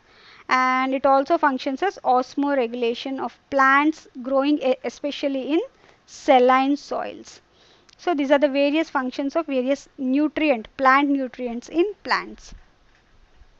Next, now we have seen till now the few plant nutrients and their major functions as such. Now we shall see the based on mobility, how these nutrients are mobile. Based on that only the symptoms, the deficiency symptoms first appear in plants, that we shall discuss in the form of few questions. Which of the following plant nutrients are highly mobile in plant body? See, these mobility also, these plant nutrients mobility, they differ when they are in soil and they differ when they are in plant body. Generally they act as opposite. If they are highly mobile in soils, they are least mobile in plants. If they are mobile in plants, they are not mobile in soils. So this is how they generally go. Which of the following plant nutrients are highly mobile? I am saying it's highly mobile. It's none of the above. Calcium and boron, they are highly immobile. I am talking about plant body. That's what I was explaining. None of the above. And as you can see, nutrient mobility in soil, very much mobile in soil. Nitrogen, sulfur, boron, etc. Moderate. Chelated forms generally are, chemical compounds that bond with other ions and they form more stable and water soluble product that can be easily absorbed by the body or the plant. Now, nutrient mobility in plants. This is most important for recognizing the deficiency symptoms. Here, highly mobile nitrogen, phosphorus, potassium and magnesium, where deficiency symptoms appear first in older leaves and then they quickly spread throughout the plant because they are of highly mobile. Moderately mobile, sulfur, copper, iron, manganese, molybdenum, zinc, deficiency symptoms first appear in new growth, but they do not readily translocate to old growth. Next, highly immobile nutrients in plants are boron and calcium. And because of these, these calcium deficiency are generally seen on the terminal buds, that you will see when we see few diseases, deficiency symptoms. So these are the based on the movement of or the mobility of nutrients. As you can see, As I mentioned, based on the mobility of soils, the mobility of the nutrient ions in soils, highly mobile and immobile. For highly mobile nutrients, the entire root zone would be forage area. Forage area is nothing but the area from where these roots absorb the nutrients from the soil. So here the entire, see, this entire area is forage area for this. But for immobile nutrients, the forage area, see, very less. Only very much near to the root hairs only. This is all based on the mobility of the nutrients in soil. The forage area also differs. As I mentioned earlier also, the mobile nutrients, they are highly soluble and are not absorbed on the clay complex because of their mobility less mobile. They are soluble, some absorbed on the clay complex, some not mixed. Immobile, they are highly reactive and get fixed in the soil, making them immobile. So this is all about the mobility of nutrients in soils and as well as in plants. Next, now we shall see few questions based on the deficiency symptoms of these plant nutrients. Yellowing from tips of leaves slowly leading to necrosis, scorching and burning on the margins of the bottom leaves are the most common symptoms of which of the following nutrients deficiency? Main symptoms are yellowing of tips of leaves, that which leads to necrosis, and again scorching and burning. This is one important symptom that is very much peculiar to this particular nutrient only. Yes, it's potassium. And as you can see, this is a healthy leaf. Phosphorus deficiency, generally they have purplish tinge on the leaves. Potassium, scorching and burning, and from outer, from outside towards inner side, the yellowing and scorching happens. Nitrogen from center to outside, but no scorching here. So that is one typical, deficiency symptom that can be noticed. As you can see here, see yellowing, all we have seen. Phosphorus, slow and stunted growth, and the older leaves will have purple coloration, which is one peculiar deficiency symptom. And sometimes rare sites developed bronzy appearance and premature leaf falling. Deficiency, this deficiency of phosphorus causes sickle leaf disease in pepper. So these kind of diseases, when they give peculiar names, they would be important for exam. So here phosphorus deficiency in pepper, it causes sickle leaf disease. Nitrogen deficiency, as we have seen, uniform yellowing from middle towards the outer side.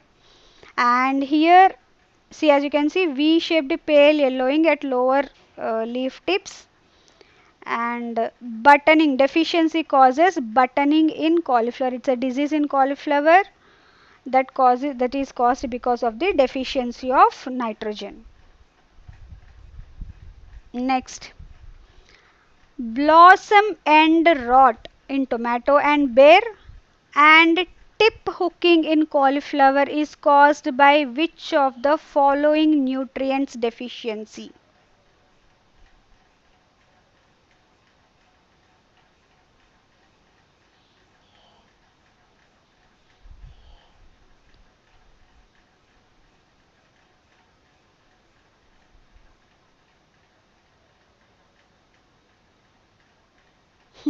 Amit, so fast. Yes, it's calcium. Sorry, the answer is it's 4. It's calcium. As I mentioned, the calcium is highly immobile nutrient, and the tips, the terminal bud is very much affected. As you can see here, tip hooking has happened in this. So, and here this is a blossom end rot in tomato. Yeah, bitter pit in apples also. So, this is a terminal bud. This happens, this is because of the calcium deficiency, where terminal bud leaf becomes chlorotic, white with base remains green. 1/3 chlorotic part of the tip hooks downwards and become brittle.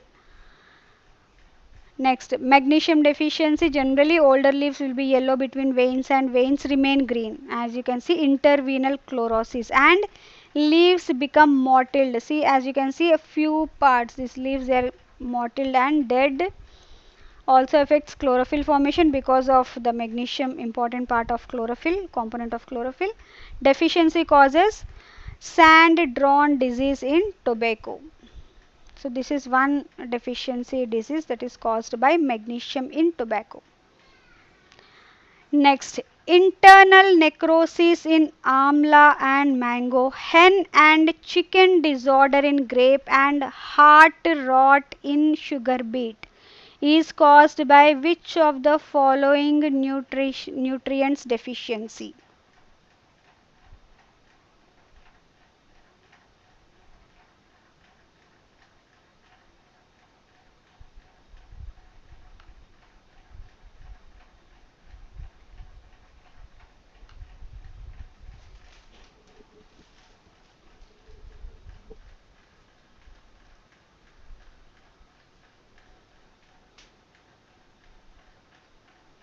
Int Yes, most of you are correct. It's boron deficiency. As we have seen, boron again, it's one of the immobile elements or immobile nutrients in plants, and that's the reason the tips they are, you know, that are affected. Birds are affected, based on which this deficiency can, these symptoms can be seen in the fruits. Yellowing and chlorosis starts from the base of the terminal bud leaf that extends to a tip in appearance like whip-like appearance. As you can see, it's a whip-like structure, and again that becomes brownish or blackish brown in color. And deficiency causes internal necrosis in amla and mango, hen and chicken disorder in grape. As you can see, few grape berries they are big, few are small, like chicken and hen. And heart rot in sugar beet. Also, it also causes browning of hollow stem of cauliflower, top sickness in tobacco, dieback in apples, and fruit cracking in tomato, and hard fruit of citrus. Chlorine deficiency, they generally younger leaves will be chlorotic, that is yellowing in color, and plants will easily wilt. And generally this chlorine deficiency in wheat, it makes the wheat plant susceptible to infestation of other plant diseases.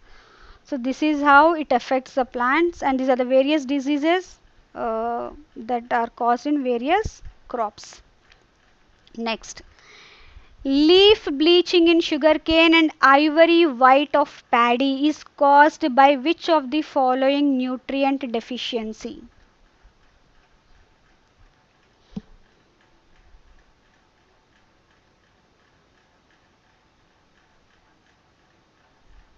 Leaf bleaching in sugarcane and ivory white of paddy.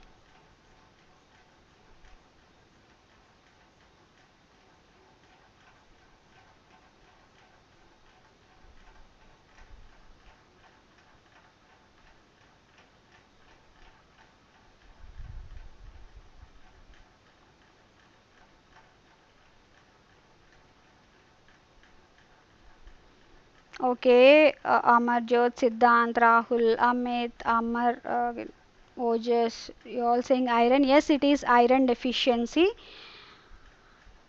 And here, as I have mentioned, leaf bleaching in sugarcane and ivory white of paddy, this is the symptom. Manganese, I am taking up other, the other options as well. And intervenal yellowing of young leaves, veins remain green here, but only the intervenal, see, veins are green and the other part is becoming yellow. And the deficiency of manganese specifically causes marsh disease in pea plant. Copper deficiency, again leaves including veins become yellow from outer towards inner, and you can see marginal leaf burning here. And this also, copper deficiency also causes limb dieback in shoots of young plants of citrus. So the entire limb, when the plants are young, they die.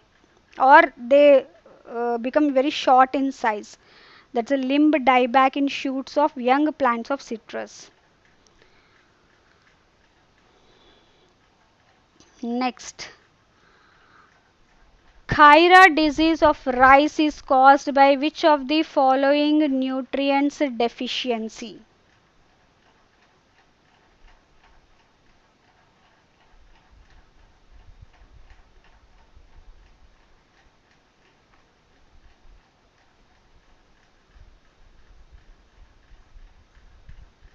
Khaira disease of rice.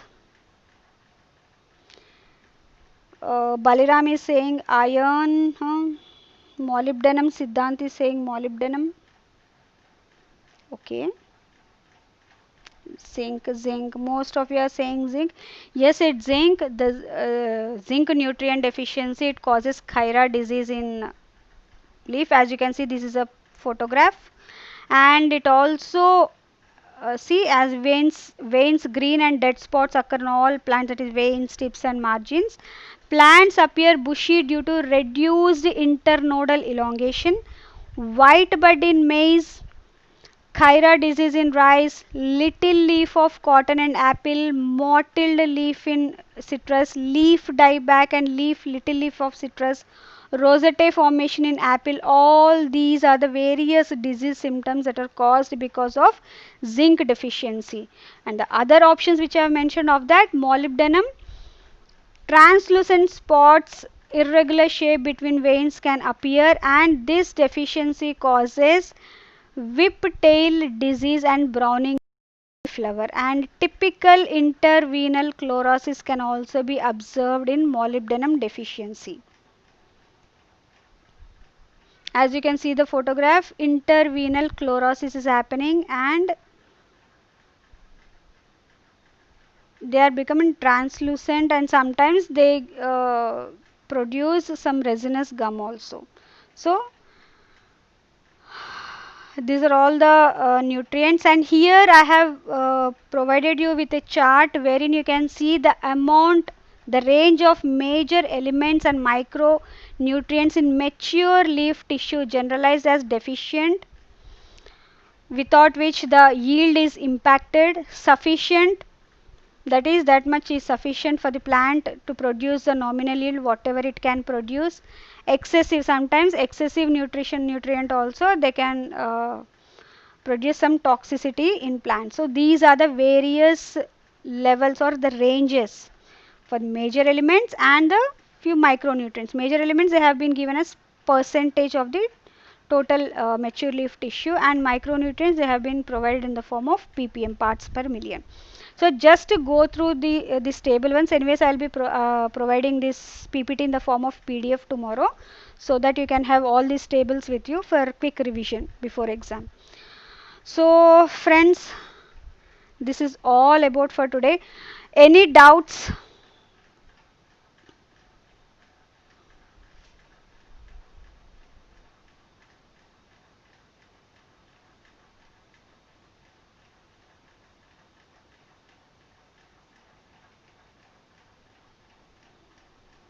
See, I have tried to incorporate as many important topics under the soils and nutrition part.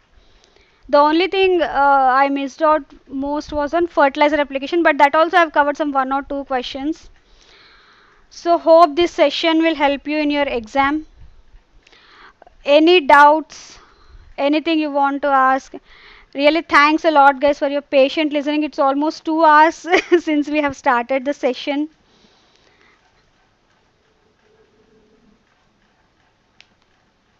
Thank you Ojasva.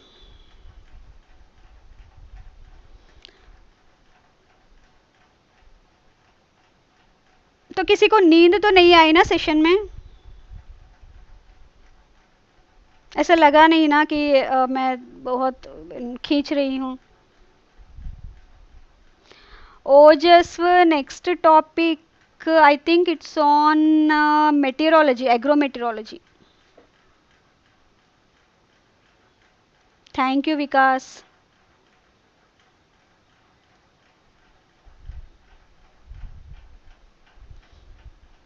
Thank you very much, everyone.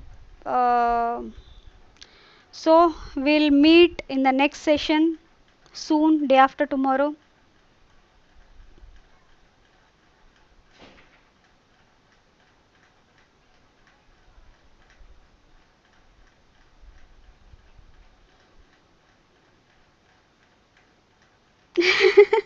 नींद उड़ गया सिद्धांत? कोई नहीं, अभी सारे sessions होने के बाद ना अच्छी सी नींद आएगी, हम अच्छे से एग्जाम लिखेंगे, बिल्कुल टेंशन मत लीजिए। अमरजोत, लास्ट टाइम तो इस सेक्शन से I think we have got some 4 or 5 questions.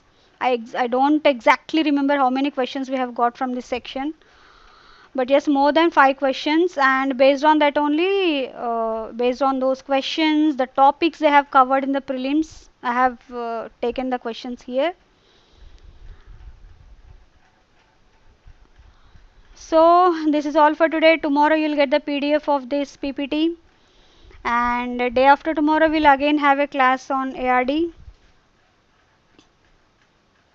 So a very good night guys. So कोई नींद उड़ाने की ज़रूरत नहीं, हम ये 10 दिन में करेंगे, जितना कर पाएंगे करेंगे, और एग्ज़ाम भी बहुत ही अच्छा सा देंगे. Tomorrow again it would be current affairs session. One day current affairs and one day static ARD. That too especially agriculture as such. क्योंकि RD में तो most of the questions they come from current affairs only.